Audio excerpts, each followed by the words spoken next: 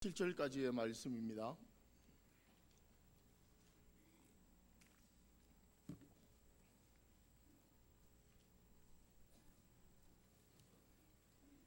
출애굽기 23장 14절에서 17절까지의 말씀입니다. 제가 봉독하도록 하겠습니다. 너는 매년 3번 내게 절기를 지킬지니라. 너는 무교병의 절기를 지키라. 내가 내게 명령한 대로 아비벌의 정한 때에 이래 동안 무교병을 먹을지니 이는 그 달에 내가 애굽에서 나왔음이라. 빈손으로 내 앞에 나오지 말지니라. 맥추절을 지키라. 이는 내가 수고하여 밭에 뿌린 것의 첫 열매를 거둠이니라. 수장절을 지키라. 이는 내가 수고하여 이룬 것을 연말에 밭에서부터 거두어 저장함이니라. 내 모든 남자는 매년 3번씩 주 여호와께 보일지니라. 이 시간 할렐루야 찬양대에서 찬양으로 하나님께 영광 돌리겠습니다.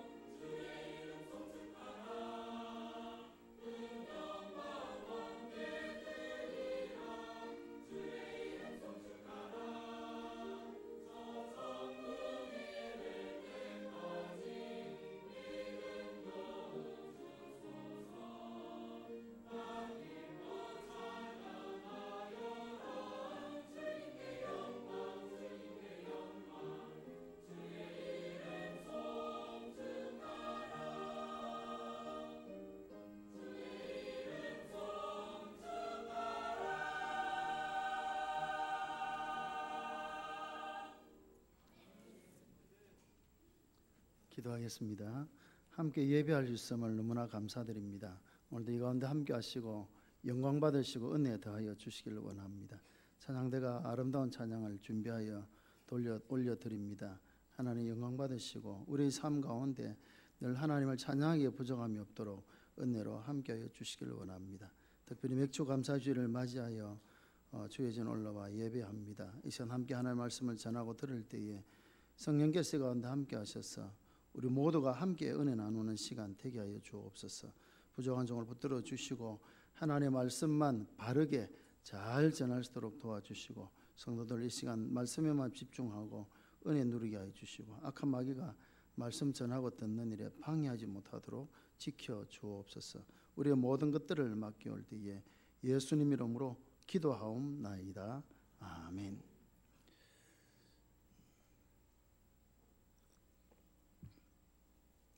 오늘은 맥주 감사 주일입니다. 어떤 아이들이 잘못 이해하고 맥주 감사 주일이라는데 맥주 감사 주일이 아니고 맥주 감사 주일. 말 그대로 맥자는 보리 맥자죠. 그래 보리를 추수하고 감사로 드린 절기입니다.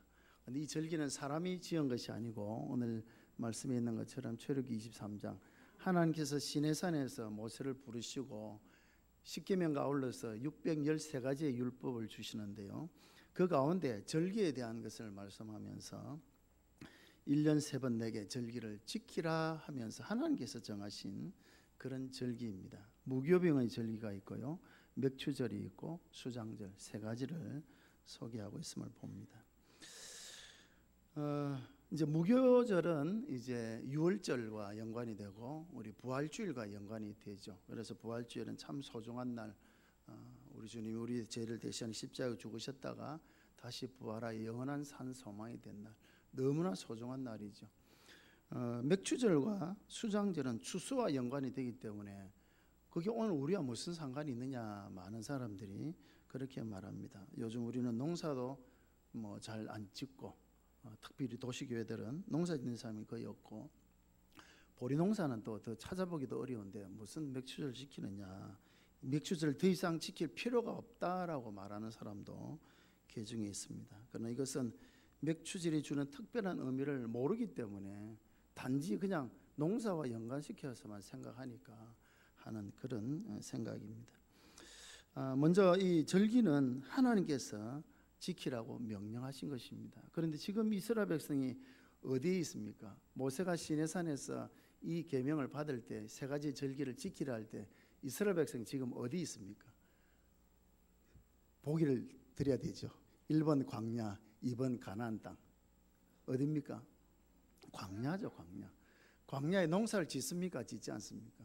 짓지 않습니다. 가나안 땅에 들어가서 농사를 짓는 것은 몇 년 뒤에 짓습니까? 적어도 40년 뒤에 가서 지을 겁니다.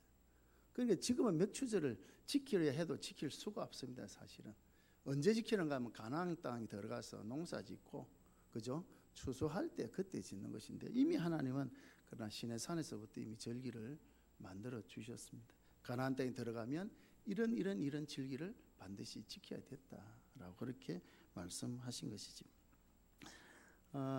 절기를 뜻하는 히브리어가 두 가지가 있습니다. 제가 절기 때마다 말씀드린 적이 있기 때문에 잘 아시는 분은 아시겠습니다만 모르는 분들을 위해서 다시 한번 설명드리겠습니다. 절기를 뜻하는 단어가 히브리어는 두 가지가 있습니다. 하나는 하그라는 단어가 있고 하나는 모에드라는 단어가 있는데 하그라는 단어는 뜻이 빙빙 돈다는 뜻입니다. 축제를 의미하죠. 캠프파이어하고 불 피워놓고 막 빙빙 돌듯이 절기는 축제입니다. 축제, 감사의 절기, 감사의 축제가 있는 것이 절기입니다. 두 번째로 모이드라는 뜻은 숫자를 헤아린다라는 그런 뜻을 가지고 있습니다. 내가 지키고 싶으면 언제든지 내 마음대로 지킨다는 것이 아니고 하나님이 정하신 절기이기 때문에 언제 지켜야 되는가 숫자를 날짜를 헤아려 가면서 준비하여 지키는 것이기 때문에 모이드라는 그런 단어를 씁니다. 특별히 맥추절은 다른 말로 77절이라고도 말하고 오순절이라고도 성경 다른 곳에 그렇게 표현하고 있는데요. 77절이란 6월절에서부터 7주를 지난 뒤에 지켰다고 해서 77절. 그래서 6월절이 지나고 나면 7주를 헤아리는 거죠. 7주를 헤아려서. 그래서 50일째 되는 날 지켰기 때문에 오순절이다 이렇게 합니다. 그러니까 날짜를 헤아려야 되죠. 손꼽아 기다리는 것이죠. 소풍 날짜를 기다리고 수학여행 날짜를 손꼽아 기다리듯이 손꼽아 기다려 지키는 그런 뜻을 가지고 있습니다. 그러니까 이것이 언제든지 내 마음대로 내가 지키고 싶으면 지키자. 뭐 지키기 싫으면 말고 이런 것이 아니라는 것이 지키는 것은 하나님께서 정해주신 대로 그 날짜를 헤아려 지키는데요. 오늘 세 가지 절기가 나와 있죠. 무교의 절기라 되어 있는데 사실 무교병의 절기는 하루가 아니고 일주일입니다.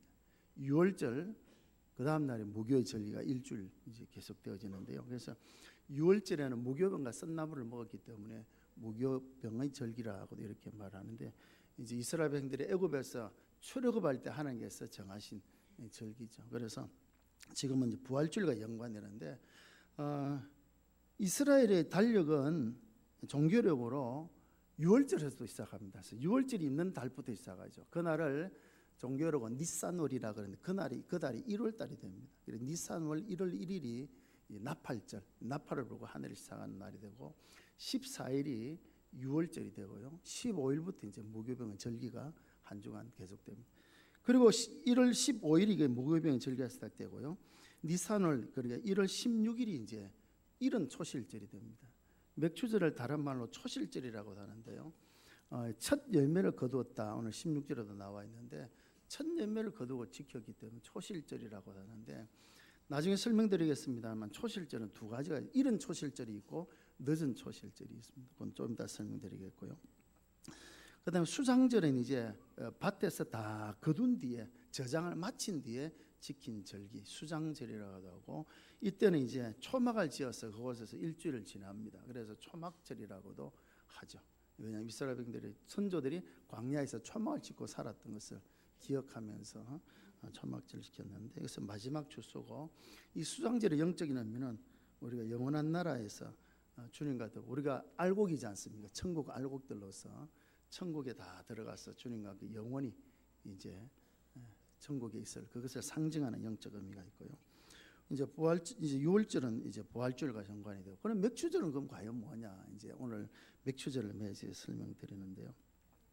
앞에서 말씀드린 것처럼 많은 분들이 뭐 농사도 안 짓고 농사도 안 짓는데 무슨 맥추를 지키느냐 말하는데 맥추절이 가지는 의미가 한두 가지가 아닙니다. 정말 중요한 의미를 가지죠.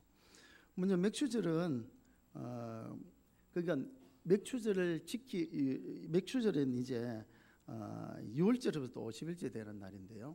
그러니까 첫 6월절이 언제입니까? 출애굽하는 날이었잖아요, 그죠? 출애굽하는 날에서부터 50일째 되는 날인데 이스라엘 백성들이 애굽을 떠나서 시내산에 도착했던 시기가 석 달째 되는데 도착을 했는데 날짜를 헤아려 보면 그때가 딱 50일째 되는 그때였습니다. 그리고 하나님께서 시내산에서 모세를 부르셨는데 모세가 6번을 시내산을 오르락내립니다. 잘 모르겠어요. 확인해 보시죠. 성경 보고 6번 오르락내리락 하면서 하나님의 계명을 받고 613가지의 율법을 받고 이제 내려오죠. 그러니까 이 오순절 맥추절은 율법 수일. 그래서 유대인들은 이 날이 하나님께서 우리에게 율법을 주신 날이다라고 그렇게 생각을 하죠. 그런데 그때가 이제 가나안 땅에 들어가서 보니까 보리를 추수할 때가 된 거예요. 맥추절보다는 율법 수여가 먼저 있었던 것이죠. 출애굽하여서 50일째 될 때 시내산에 도로사가 율법을 받았죠. 율법의 핵심이 이제 십계명이지 않습니까? 그리고 613가지 계명들을 주셨는데 한 율법사가 물어봤죠. 예수님 어느 계명이 가장 큽니까? 라고 물어볼 때 예수님 뭐라고 대답하셨습니까? 뭐라고 대답하셨습니까? 예수님 대답은 613가지 중에 600번째가 제일 중요하다 이렇게 하셨습니까? 뭐라고 하셨습니까? 마음을 다하고 뜻을 다하고 힘을 다해 내 하나님을 사랑하라. 이것이 크고 첫째 되는 계명이요. 둘째는 것 같은데 내 이웃을 내 몸과 같이 사랑하는 것이다. 계명의 핵심은 사랑인데 다시 말하면 하나님의 사랑과 이웃 사랑. 하나님의 사랑과 이웃 사랑. 어떻게 하나님을 사랑하며 어떻게 이웃을 사랑할 것인가. 그것이 계명의 핵심이란 말이에요. 핵심. 근데 잘못된 율법자의 자들은 그 율법을 가지고 비난하고 정죄하고 책망하고 그렇게 하는데 율법을 주신 목적은 그것이 아닙니다. 서로 사랑하라고. 어떻게 하나님을 사랑하고 어떻게 사람을 사랑할 것인가에 대해서 주신 것이 계명이죠. 그러니까 이 맥추절을 이때 오순절에 하나님께서 계명을 주셨는데요. 이것은 어떤 의미를 가지는가 하면 그 이전까지는 노예였잖아요. 노예. 애굽에서 노예살이 했습니다만 이제는 시내산에서 율법을 주시는 것은 이제 하나님의 백성 된다는 확실한 증거가 되는 거죠. 하나님의 백성. 대한민국의 법을 적용받는 사람 대한민국 국민입니다. 그렇죠? 하나님 나라의 법에 적용받는 사람이 하나님 나라의 시민이 되는 거죠. 그래서 하나님께서 율법을 주셨다면서 이제 너희들은 정말 나의 백성이다라는 것을 확인시켜주는 그런 의미가 있는 것입니다. 그러면서 그 법이 우리를 억압하고 속박하게 주신 것이 아니라 내가 애굽에서 너희를 인도해낸 사랑의 하나님으로서 내가 이 계명을 준다. 출애굽기 20장과 신명기 6장에 보면 십계명이 나오는데 거기 서론에 그렇게 되어 있습니다. 내가 너희를 애굽 땅에서 인도해낸 여호와 하나님, 사랑의 하나님으로서 이 계명을 너희에게 준다. 사랑하기 때문에 주신 계명이죠. 그리고 이제는 사랑하라고, 하나님 사랑하고 이웃 사랑하라고 우리에게 주신 계명이다라는 것을 우리가 기억을 해야 되는 것이죠. 그래서 이 유월절을 지킴에 있어서 맥추절을 지킴에 있어서 어떻게 하면 뿌린 것에 첫 열매를 거두었는데 이제 다른 이제 레위기 23장, 출애굽기 23장에는 간단하게 설명되었습니다만 레위기 23장에는 많은 절기들이 나오고 그 절기를 구체적으로 어떻게 지킬 것인가 또 민수기나 신명기에도 나와 있는데요. 신명기 16장 10절에 가서 보면 이 맥추절을 어떻게 지켜야 되는가 하면 내 하나님 여호와 앞에 77절을 지키되 77절이 맥추절이라 그랬죠. 내 하나님 여호와께서 내게 복을 주신 대로 내 힘을 헤아려 자원하는 예물을 드리고 너희 가운데 모든 남자는 1년 3번 곧 무교절과 77절과 초막절에 내 하나님 여호와께서 택하신 곳에서 여호와를 배울 때에 빈손으로 배웁지 말고 또 각 사람이 하나님 여호와께서 주신 복을 따라 그 힘대로 드릴지니라. 힘대로 주신 그 은혜를 헤아려서 자원하는 마음, 그 예물을 먼저 드리라는 것입니다. 하나님을 사랑을 표현하라. 그렇게 말씀합니다. 주신 그 복을 헤아려서 또 하나님 주신 복을 따라 하나님께 주신 그 은혜를 먼저 기억하라는 거죠. 은혜를 기억하라. 은혜를 받고도 은혜를 잊어버린 사람은 형편없는 사람이라 세상에서도 그렇게 말하죠. 배은망덕한 사람, 은혜를 배반하고 덕을 잊어버린 사람, 그런 사람 배은망덕하단 말이죠. 우리는 하나님께로 받은 그 은혜와 덕을 잊어버려서는 안 돼요. 그럼 우리가 하나님 앞에 배은망덕한 자가 되니까 그 은혜를 먼저 기억해야 돼요. 그래서 하나님께서 주신 그 은혜를 헤아려야 돼요. 하나님께서 우리에게 어떤 은혜를 주셨습니까? 그럼 뭐 하죠? 이렇게 한번 생각해 보십시오. 자, 지난번에도 한번 말씀드렸는데요. 한 주일을 지나고 다시 이 자리에 동일한 자리에 와서 앉아 예배할 수 있는 이 자체가 얼마나 큰 은혜인지 여러분들 잘 모르시죠? 지난번에 제가 한 말씀 드렸습니다만 제가 병원에 입원해 있으면서 교회 오고 싶은 마음은 간절하지만 못 오고 병원에 그냥 그 종교실에 뭐 예배하는데 내가 왜 여기 있나 생각하니까 참 그렇더라고요. 보니까 일 있고 하면 오고 싶어도 못 와요. 그러나 내 발로 성전에 올라와서 내가 앉는 그 자리에 와서 예배 드린다는 이것이 얼마나 큰 은혜인지 우리가 잊고 지낼 때가 참 많아요. 우리는 그냥 있는 일, 그냥 당연히 그런 일이다라고 생각하는데 여러분 아무 일도 없는 것이 은혜인지 여러분들 믿으십니까? 확실합니까? 아무 일도 없는 것이 은혜입니다. 통계에 의하면 이 지구상에 75억의 인구가 사는데요. 하루에 죽는 사람이 800만 명이 죽는답니다. 물론 나이가 많이 들어서 죽기도 하는 사람도 있지만 병으로 일찍 또는 사고로 지난 주간에 안타까운 일이 있었지 않습니까? 서울에 철가던 건물이 갑자기 도로로 밀어 들어가지고 29살 예비 신부 예물 반지 그 예비 신랑과 함께 찾으러 가다가 그냥 깔려서 얼마나 안타까워요. 29살 밖에 되죠. 그런 죽음도 거기 있는 것입니다. 그런 일이 있었다 하면 우리가 이 자리에 올 수 없는 거죠. 그런데 아무 일도 없이 한 주간의 삶을 다시 이 자리에 있다는 그 자체가 은혜입니다. 저는 이번에 참 병원에 입원하여 치료받고 다시 얼마나 참 하나님의 은혜다. 저도 물론 하나님의 은혜인 것을 감사합니다만 병이 있어서 고침받은 것도 감사하지만 병에 안 걸리도록 해주신 건 더 큰 감사죠. 몸 고생 안 하고 돈 고생 안 하고 우리는 그것을 감사로 모르는 거예요. 꼭 무슨 일이 일어나고 생기고 그 다음에 해야 그 은혜다라는데 아무 일도 없는 것이 은혜입니다. 아무 일도 없는 것이 은혜입니다. 지난 한 주간 동안 뭐 생사를 가름할 만한 일이 있었습니까? 있었습니까? 없었습니까? 그럼 감사해야죠. 그러면 정말 감사해야 되죠. 아무 일이 없었던 게 더 감사하다니까요. 여러분의 자녀들이 집 나갔다가 가출했다가 어젯밤에 가까스로 들어온 집이 있습니까? 없으면 감사해야 되죠. 감사해야 되죠. 우리 아이들 얼마나 감사합니까? 예? 아이들한테 그래 너무 심하게 하지 마십시오. 집에 들어와 주는 것에도 감사하고, 예? 감사한 거 모든 게 감사해요. 그러면 감사하지 않는 것이 없어요. 여러분 오늘 또 아침에 어쨌든 식사하고 오셨죠, 그죠? 물론 바빠서 뭐 식사 못한 건 할 수 없고 없어서 식사를 못하는 그런 경우는 거의 없지 않습니까? 지구상에는 5억 명이 먹을 것이 없어서 매일 굶주린 사람이 있다. 그럼 내가 뭐라도 먹을 것이 있다는 것은 그 5억 명보다는 나은 삶을 사는 거예요. 지구상에 자기 집을 가진 사람이 30%밖에 되지 않는다. 그래도 내가 살 집이 있고 거주할 집이 있다는 것은 내가 이 지구상의 30% 안에 들어간다는 거예요. 자꾸 우리는 내 주위만 살펴보니까 내 주위에 나보다 잘된 사람만 보니까 내가 상대적으로 이직되어지지만 75억 인구를 한번 살펴보십시오. 나름대로 통장이 다 하나씩 있죠. 잔고가 많든 작든 통장이 있고, 통장에 잔고가 조금이라도 있으면 지구상의 8%에 들어간답니다. 이건 대단한 거죠. 우리가 받은 은혜를 그렇게 헤아려 보면요, 한이 없는 거예요. 그런데 자꾸 우리는 어떤 내 욕심, 내 어떤 기준에 생각하니까 자꾸 불평과 원망이 나오는데 그렇지 않은 겁니다.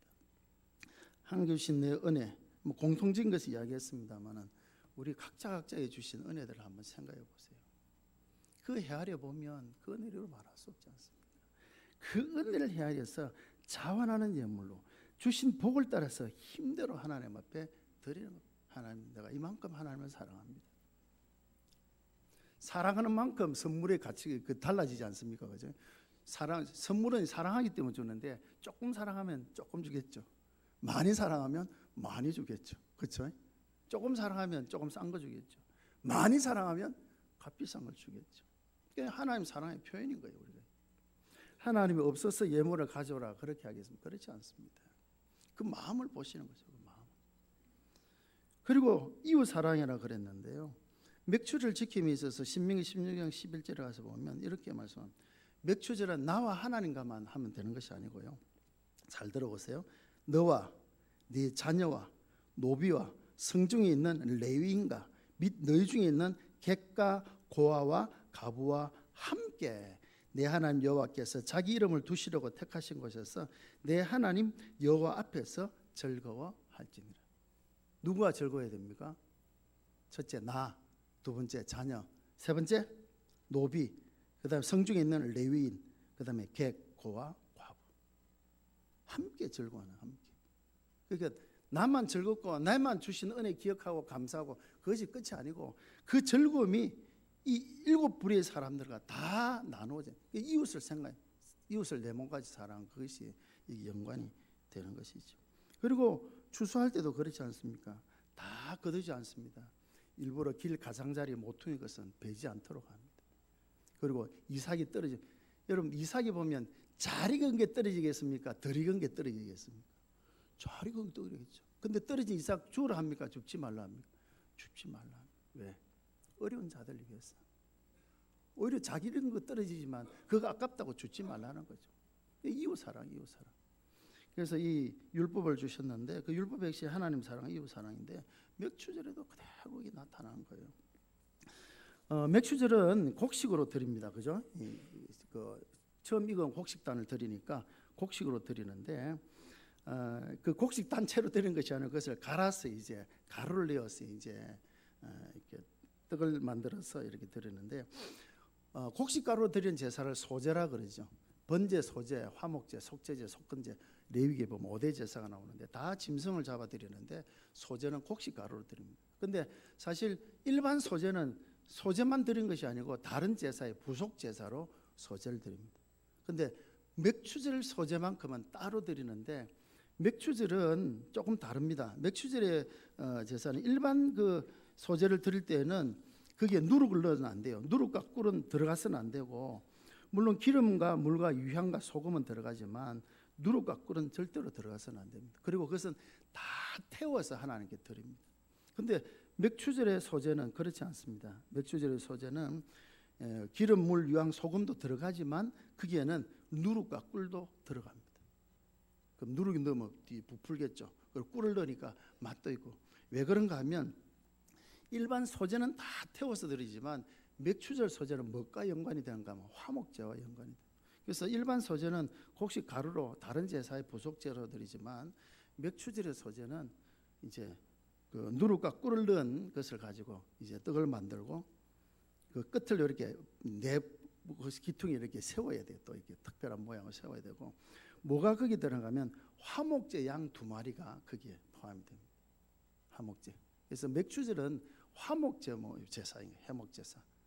화목제사. 그래서 처음에 두 떡 사이에 양을 이렇게 넣어서 하나님 앞에 흔듭니다. 요제라 그러죠. 그 다음에 다시 이제 그 양을 잡은 뒤에 그 양의 그 고기 있잖아요. 그걸 다시 이렇게 사서 또 한 번 더 흔듭니다. 그리고 이제 양을 굽죠.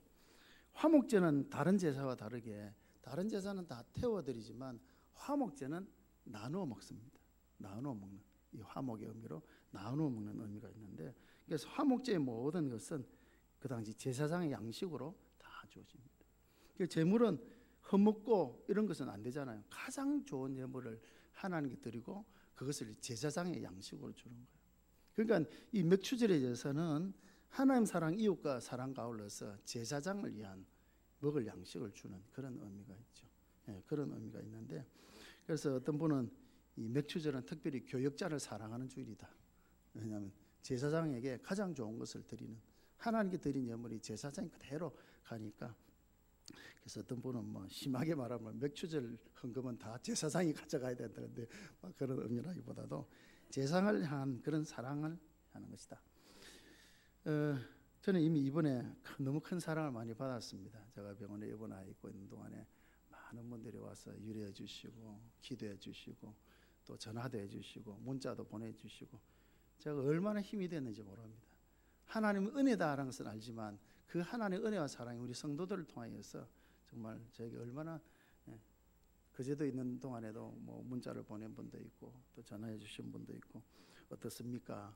물어본 거 하나만 해도 얼마나 큰 사랑이 참 너무 감사하고 병원에 있을 때도 이렇게 오셔서 이렇게 해주면서 갈 때는 그냥 안 가시더라고요. 누구라도 대피해서 기도해 주고 가시는데 정말 제가 마음이 뭉클하더라고요.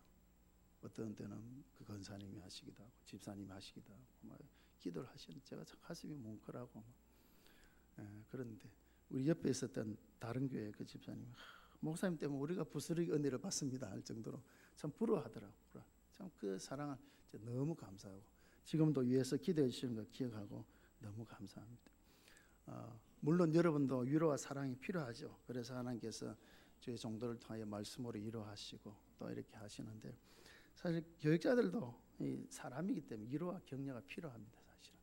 그래서 이번에 저는 너무나 큰 위로와 격려를 많이 받았고 지금도 기도해 주시는 기회가 너무 감사드리고요. 우리 부목사님들도 동일하게 좀 많이 또 사랑해 주시고 위로해 주시기 바랍니다. 제가 한 주중에는 없기 때문에 우리 이목사님 다 합니다. 새벽 기도부터 전부 다 하고 뭐 너무 참 이렇게 수고 많이 하시고 정승모 목사님은 수요일 전부를 다 맡았고 김현호 목사님 금요 기도를 또 다 맡아가지고 다 수고를 많이 합니다. 여러분들 건강하지 못한 담임 목사님 만나서 수고 많이 한다고 여러분 우리 부목사님도 보시면 좀 많이 위로해 주시고 또 격려를 많이 해주시기 바랍니다.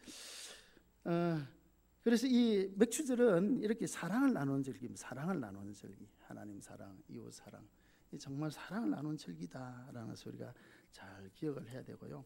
그래서 이 맥추절이 율법 수요와 이제 연관이 있다 이렇게 이제 말씀을 드렸고, 그것이 이제 하나님 사랑과 이웃 사랑이다라고 했는데요.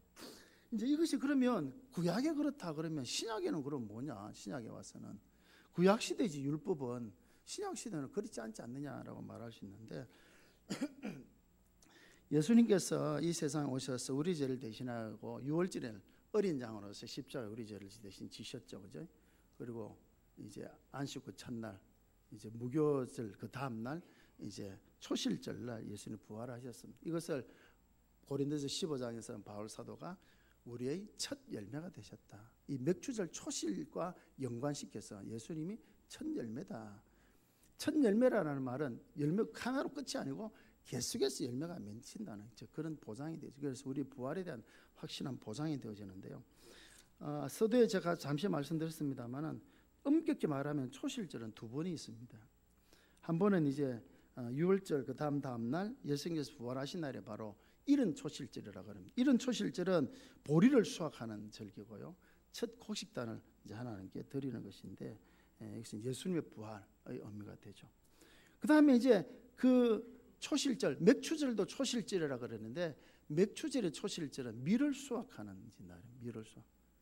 이런 초실절은 보리 추수고 이제 77절에 이제 수확은 이제 밀을 수확하는 날이 되어지는데 이때는 이제 밀을 갈아서 앞에 말씀드린 빵 2덩이를 만들고 어린 양 2마리를 잡아서 이제 맥추절 소제를 하나님 앞에 드리는 것이죠.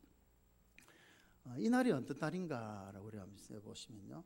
예수님께서는 부활하신 뒤에 40일 동안 이 세상에 계시다가 마지막 사명 땅끝까지 내 증인이 되라 말씀하시고 성천하셨습니다.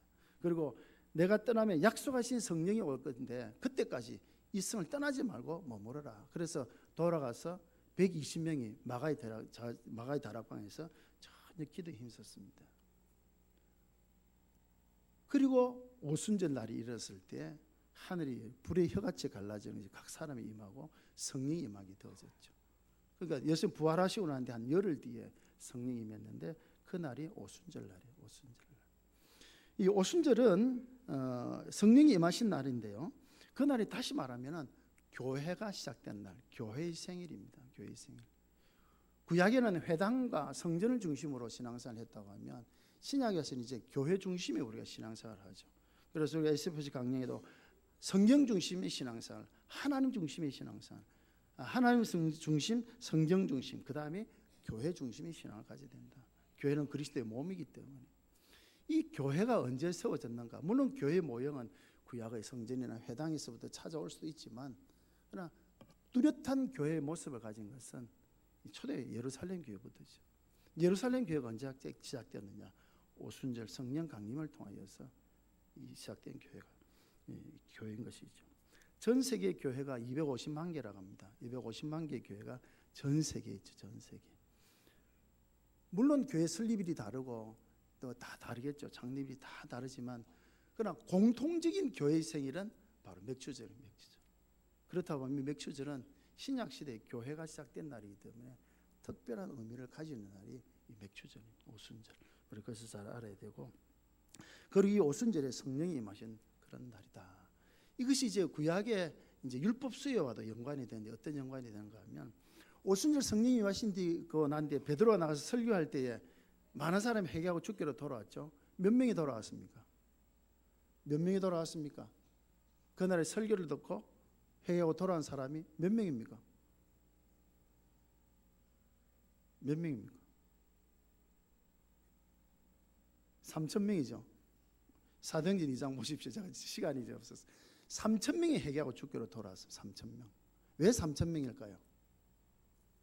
왜 3,000명일까요? 그보다 더 많을 수도 있고 더 작을 수도 있는데 딱 3,000명이 그날 회개하고 돌아왔어요. 왠지 아십니까?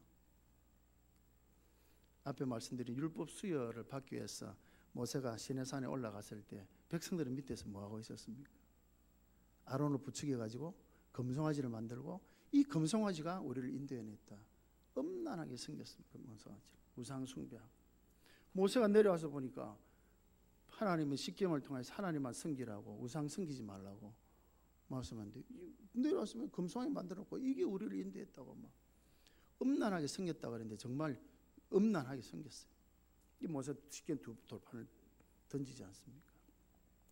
그리고 그 금송아지를 갈아서 다 마시게 만들고 그 다음에 레위인을 동원해가지고 우상숭배에 참여했던 사람을 그 자리에서 죽이게 합니다. 몇 명이 죽은지 아십니까? 3,000명이 죽었어요. 3,000명. 엄청난 일이죠. 엄청난. 레위인 하면 물론 레위인의 역할은 무엇인가 하면 성전에서 봉사하고 수종 들고 또 구약 시대에는 레위 자손이 이제 고핫 자손, 머라리 자손, 게르손 자손인데 고핫 자손 성물을 옮기고 그다음에 게르손 자손은 이제 모든 천막들을 옮기고 그다음에 머라리 자손은 이제 나무 판자 이런 것을 옮겼는데요.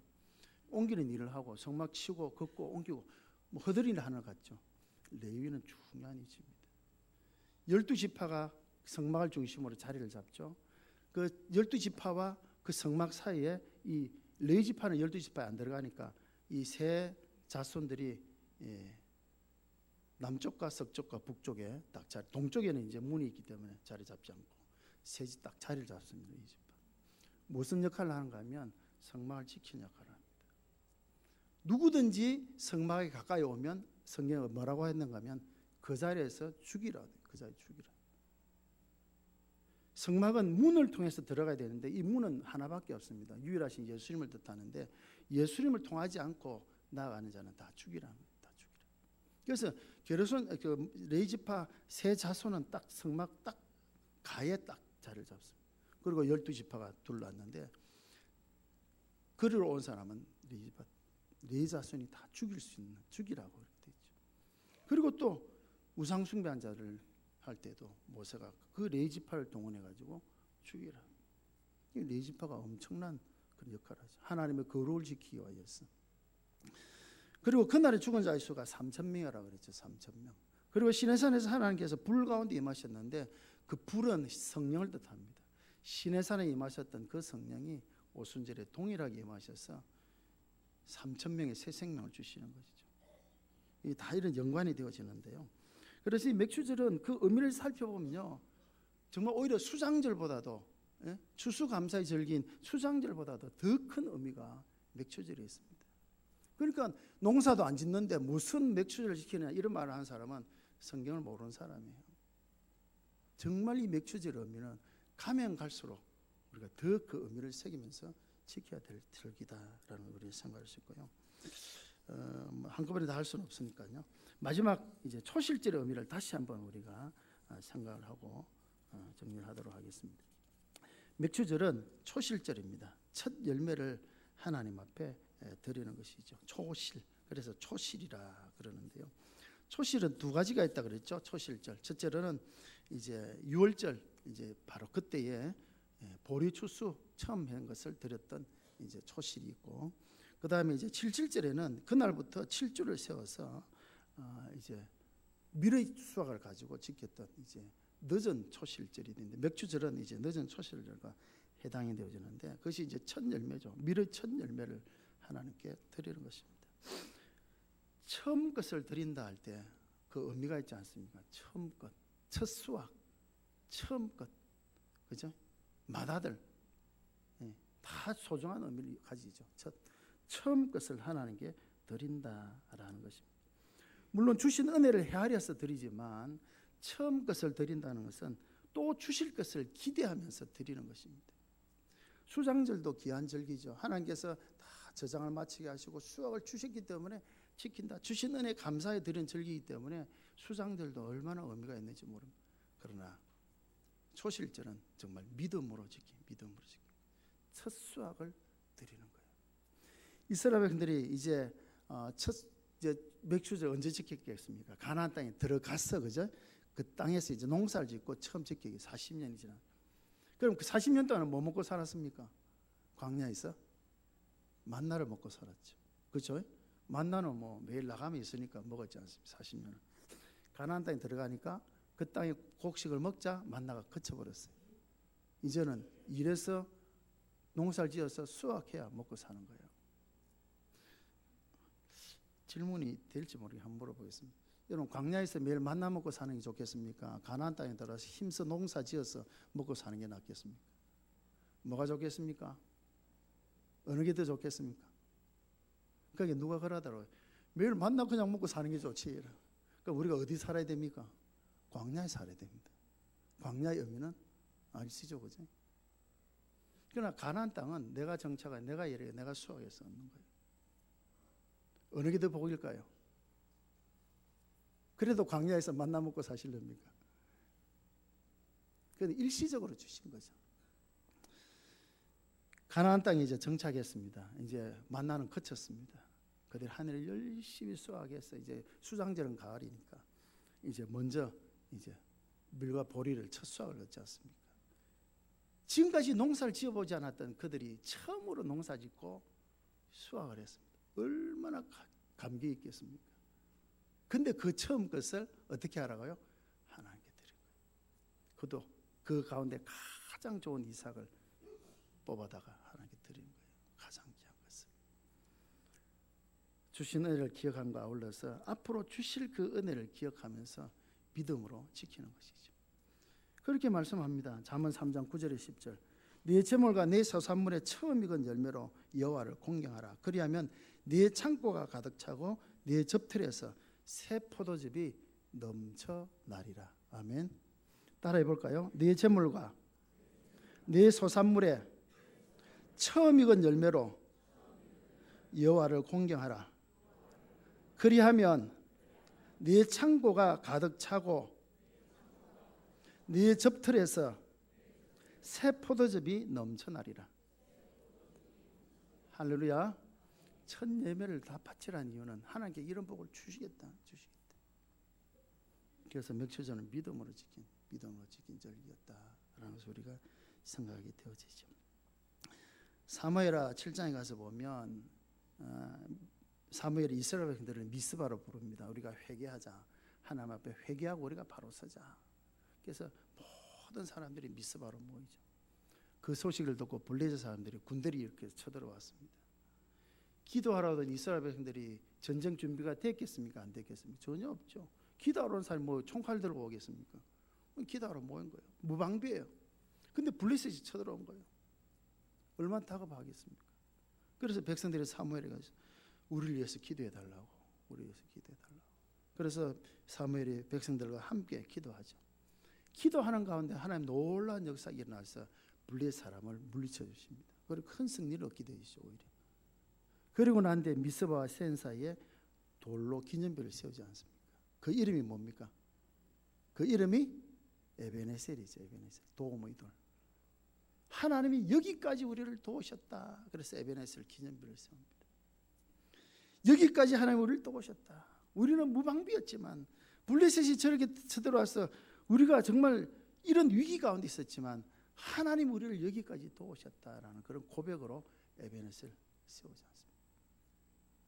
그 에베네셀을 볼 때마다 어떤 생각을 할까요? 하나님 여기까지 우리를 도우셨다. 이 말은 무슨 말이겠습니까? 여기까지만 도우시겠다는 그런 뜻이겠습니까? 여기까지 도우신 하나님은 이후에 우리 삶도 도우시고 함께 하신다는 그 믿음이 거기에 포함되어 있는 것이죠. 맥추전은 그와 같습니다.